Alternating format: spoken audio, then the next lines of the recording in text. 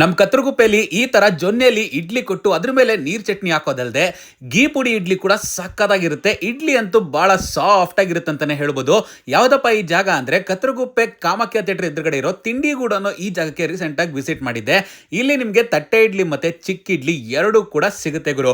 ಅದರಲ್ಲೂ ಇಲ್ಲಿ ಸಿಗೋ ಇಡ್ಲಿ ಅಂತೂ ಬಹಳ ಸಾಫ್ಟ್ ಆಗಿರುತ್ತೆ. ಆಮೇಲೆ ಗೀ ಪುಡಿ ಇಡ್ಲಿ ಎಲ್ಲ ಅಫೋರ್ಡಬಲ್ ಪ್ರೈಸಸ್ ಅಲ್ಲಿ ನಿಮ್ಗೆ ಕೊಡ್ತಾ ಇದ್ದಾರೆ. ಹೊಸದಾಗಿ ಓಪನ್ ಆಗಿರೋ ಈ ಪುಟ್ಟ ಅಂಗಡಿಲಿ ನಮ್ಮ ಫುಡಿ ಮಾಂಕ್ ಅವರ ಕೊನಾರ್ಕ್ ಪುಡಿಗಳನ್ನ ಬಳಸಿ ಇಲ್ಲಿ ಗೀ ಪುಡಿ ಇಡ್ಲಿನ ಮಾಡ್ಕೊಡ್ತಾರೆ. ಸೊ ಮೊದ್ಲಿಗೆ ನಾವು ತಗೊಂಡಿದ್ದೆ ಚಿಕ್ಕ ಇಡ್ಲಿಲಿ ಚಟ್ನಿ ಡಿಪ್ ಅಂದ್ಬಿಟ್ಟು ದೊನ್ನೆಲ್ ಕೊಡ್ತಾರೆ.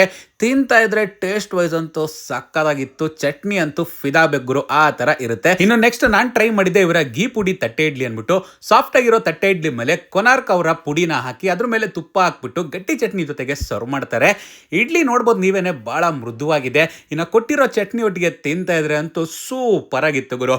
ಕೊನೆಯದಾಗಿ ಒಂದು ಒಳ್ಳೆ ಫಿಲ್ಟರ್ ಕಾಫಿ ಕುಡಿದು ಎಂಡ್ ಮಾಡಿದೆ. ಜಾಗ ನೆನಪಿದೆಯಲ್ಲ, ಮಿಸ್ ಮಾಡದೆ ವಿಸಿಟ್ ಮಾಡಿ.